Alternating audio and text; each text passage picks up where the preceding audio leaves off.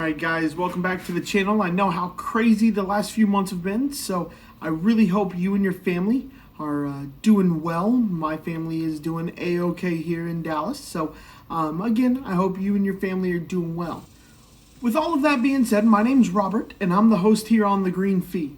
If it's your first time to the channel, welcome. Hope you enjoy it. Hopefully you'll like this video and subscribe to the channel.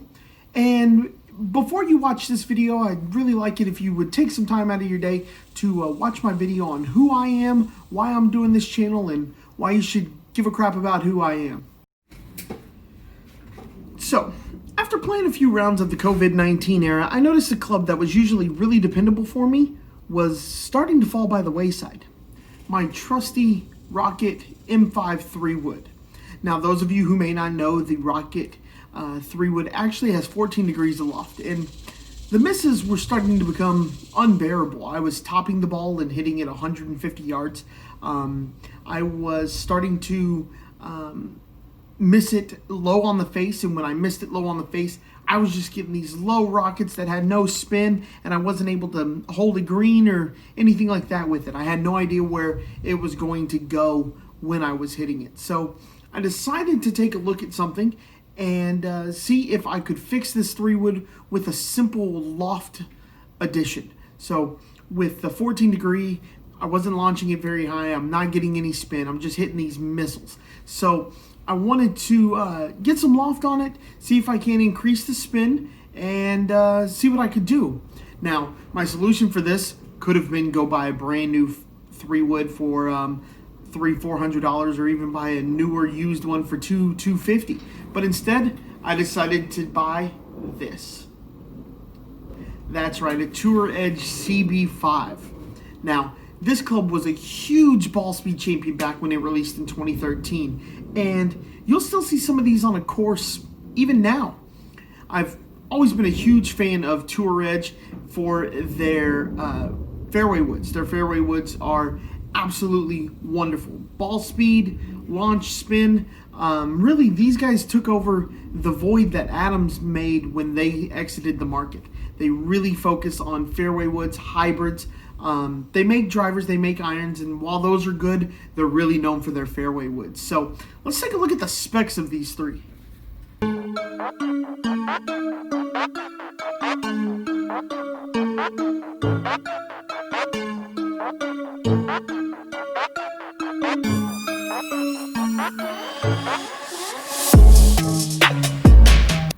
So we're going to start going over these specs with the M5.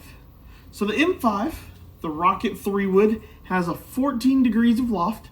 I have it set to standard. And then it's got a 59, almost 60 gram movable weight that I have slightly to the fade setting.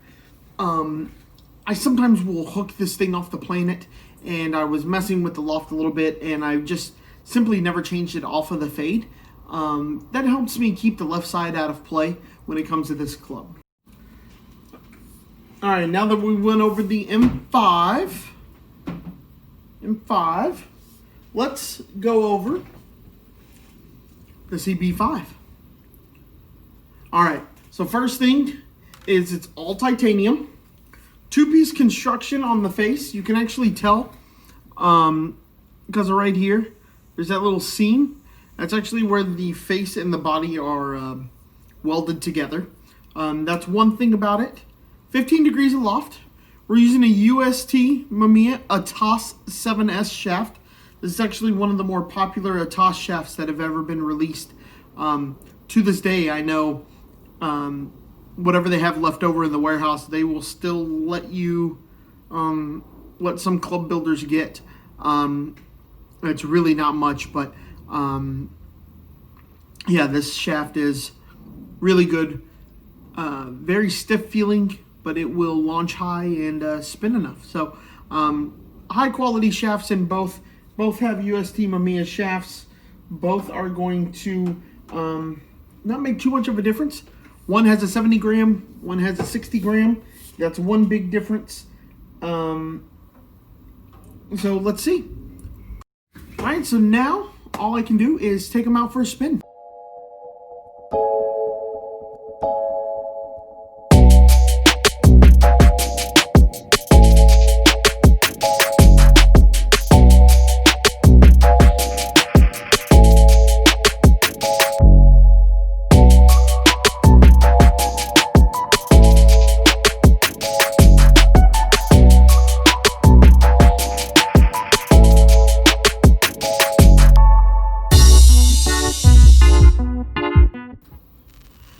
Alright guys, now that I'm back from testing, I do have a couple of thoughts I want to give on these clubs. So, first of all, performance-wise, just kind of my thoughts on it.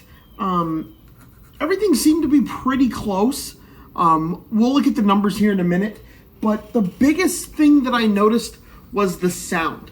So, this M5 here almost sounds like a persimmon wood. It has a very thuddy, loud, not loud, very quiet, muted thud.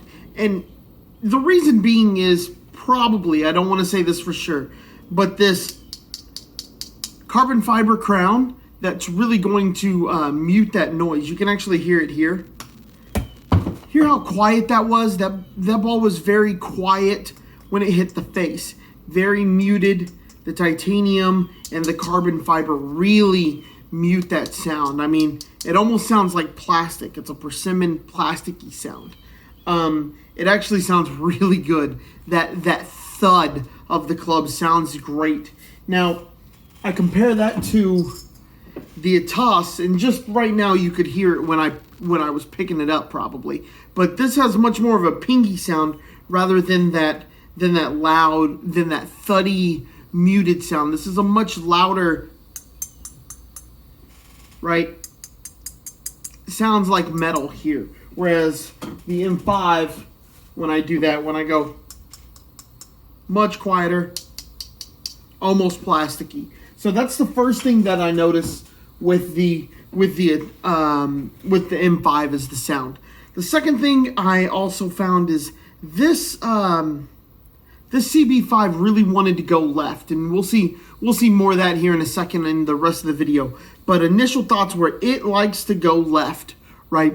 I tend to hook it a little bit with this club. Now, the M5 was also hooking it, but what makes the M5 very unique is I'm able to change the weighting here. I can adjust the loft a little bit, and actually I can actually open up the club face by lowering the loft, which isn't great considering it's a 14 degree, but it is available for me to do that. So the two biggest things that I noticed, just without looking at the numbers, anything like that, was sound and then the ability to keep this one straight. So so far, without looking at the numbers, I'm gonna have to go with the M5, but let's take a look at the numbers. Okay, so now that we have talked about kind of some of the differences in terms of the sound of the club, let's actually get to the most important thing, and that's going to be the numbers here. So the first thing you'll notice is the M5 has faster ball speed, but surprisingly, despite this club being 7 years old, the CB5 is only about a mile and a half or mile and a half different in terms of ball speed, which you would think wouldn't equate to much in terms of distance. Launch angle's pretty much the same. A big difference here is going to be the backspin of this club, the spin rate on it. The M5 with less loft and more ball speed, the backspin is actually 2158 compared to the CB5 2578. 2158 is pretty low for a 3-wood, especially off the deck. That can be troubling going into some greens if I'm trying to hold it.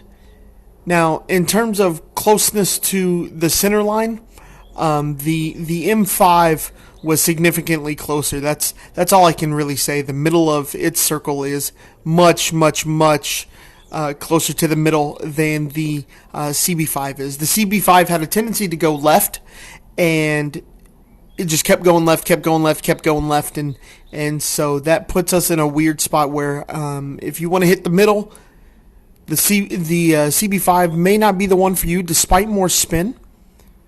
Now, here is where I was actually fairly surprised.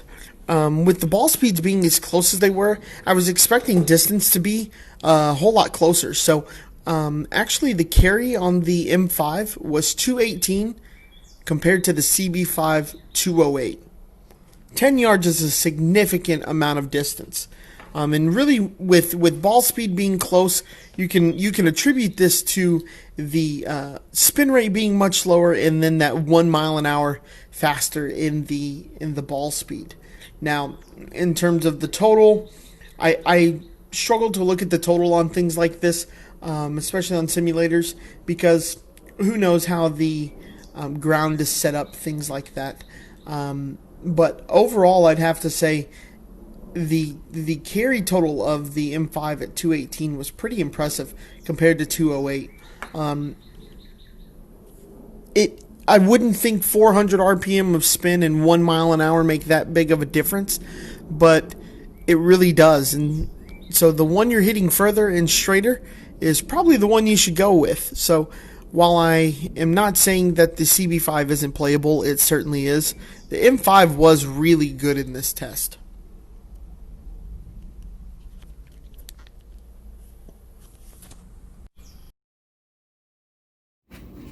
Alright folks, so after looking through the stats, looks like that M5 was the big time winner.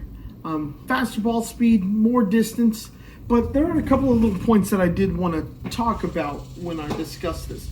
First off, you're looking at a major price difference here, right? If you're going to go with something new, be prepared to pay some new prices for it.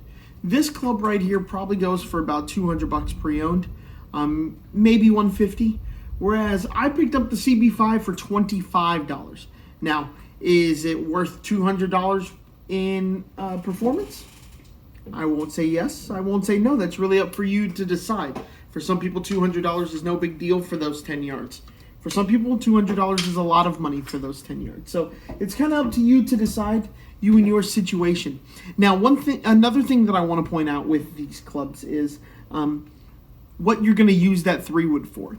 If you find yourself really attacking par 5s with your 3-wood and getting it to stay on the green, maybe something with a little bit more spin like that CB5 is the right option for you. If you're willing to give up a few yards so that you get a little bit more spin and possibly hold that green, I would definitely take a look at that CB5.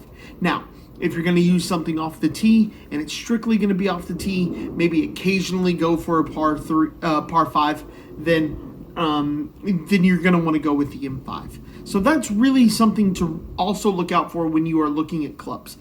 Is this going to be a club that I am going to use off the tee? Is it something I'm going to use into greens? And you want to make that determination, and that will help you find a good club for what you're looking for. So for me, I like to use my 3-wood off the tee box a lot, especially if there's trouble right. I know I can get my M5 3-wood to turn over and go left. I hardly ever miss it right. So I know in my head that off the tee, I want as much distance as possible, and I'm taking part of the course out. So for me, I'm going with the M5. Now, if I didn't already have the M5 and I was looking for a 3-wood, I would not be disappointed with that CB5 at all. But in terms of distance and hitting the middle of the fairway, I found that I did it a little bit better with the M5. Consistency-wise, what I was looking for is when did I make the most, which club did I make better contact with more often?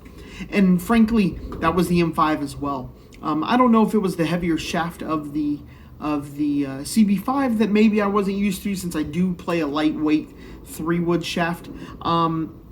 So these are things that you definitely want to pay attention to when you're testing out these things. On off-center hits, the M5 was better. It's not saying the CB5 was bad, but I didn't lose the ball speed off the M5 like I did the CB5, the Tour Edge Club. So if you're looking for maximum performance, it's hard to go with anything but the M5.